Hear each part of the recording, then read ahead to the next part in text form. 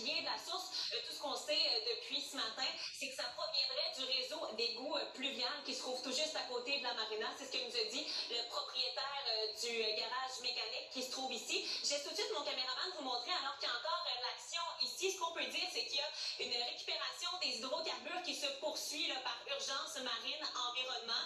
Toujours selon le propriétaire du garage mécanique, il sera encore présent jusqu'à ce soir. Ce qu'on peut dire, c'est que bon, l'interdiction de navigation est levée, mais on demande aux usagers, aux plaisanciers de circuler à basse vitesse pour éviter la propagation avec les vagues. Il y a même certains propriétaires là, ce matin de bateaux qui ont dû attendre que leur embarcation soit nettoyée. On peut écouter d'ailleurs quelques plaisanciers qu'on a pu rencontrer ce matin.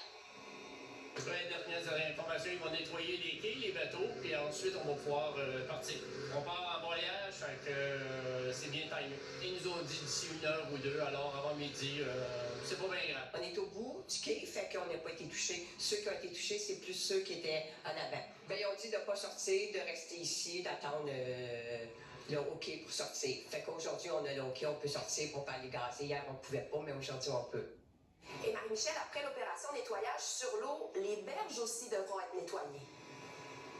Oui, et pour le nettoyage des berges, là, on parle de tout ce qui est roches, les petites herbes, les plantes, et ça va prendre quand même plusieurs semaines. C'est ce que nous a dit encore une fois le propriétaire du garage de la marina.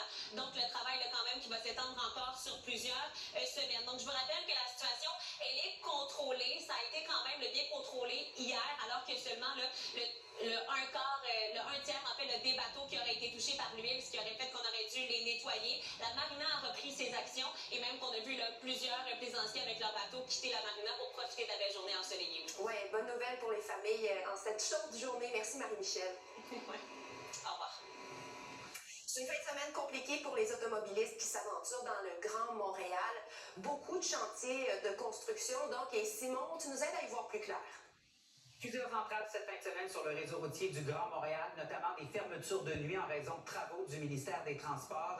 D'abord, à compter de demain, donc sur l'autoroute 10 Est, entre la sortie numéro 5 et le pont Samuel de Champlain, il y aura fermeture complète dès demain 9 heures pour une durée de 2 mois. Le détour va se faire par le boulevard Gaétan-Laberge. Également, cette fin de semaine, il y a des fermetures de nuit de l'autoroute 25 et du tunnel Louis-Hippolyte Lafontaine. On parle de fermetures de nuit qui se font à partir donc de 22 heures ce soir jusqu'à demain 9 heures. Également, il y a l'avenue Souligny-Est qui est fermée entre les rues Dixon et Honoré-Beaugrand la nuit prochaine. Donc, pour les automobilistes, il faut évidemment planifier ces déplacements. Il faut dire que les entrées ferment 30 minutes avant l'heure indiquée. Maintenant, l'échangeur de l'autoroute 15 et de la 440, on s'en va du côté de Laval. Là également, il y a une fermeture qui est prévue de nuit de l'autoroute 440 en direction ouest entre la sortie 22 et l'entrée de l'autoroute 15. C'est de ce soir 22 heures à demain 8 heures. Sinon, de jour, il y a certaines entraves, donc fermeture de certaines voies. Sur la rive sud maintenant, l'échangeur de l'autoroute 30 et de la route 116, il y a des fermetures complètes de nuit à certains endroits. Donc, il faut planifier ces déplacements.